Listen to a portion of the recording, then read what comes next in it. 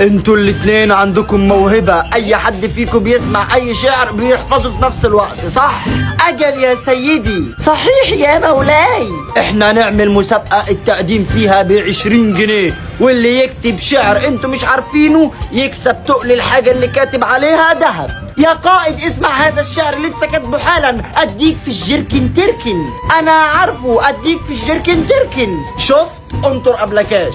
سيدي اسمع هذا الشعر. من جاناني ضمه، من جاناني ضمه، ومن راح عند امه. شفت؟ انطر قبلكاش برضو. سيدي الشعر اللي انا كاتبه دوت محدش ابدا يعرفه. اللي باعنا خسر دلعنا، وهنديله دراعنا. عارفه؟ وبعدين بقى هو كل ما حد يجيله يضيع مجهوده. يلا يا رجاله نروح نشتكي للمتنبئ.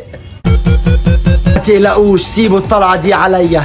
سيدي انا كاتب شعري جديد.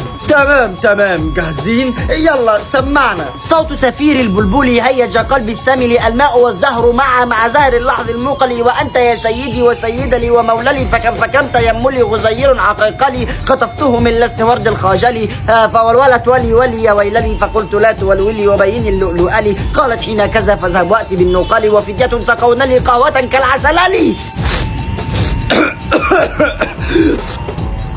ايه اشباح؟ يا ريس. احمس يا سيدي. انت كاتب الشعر على ايه يا ولد؟ اهيه يا سيدي. يا ابني ابني. لا ما انا عشان طالع من الجنب. يلا يا محمد ما ترفعش، ريح. ما انا عشان يا عم نايم. ماشي. ايوه كده، ارجع لورا سنه بقى. يلا بينا. ايه يا سيدي. ينعل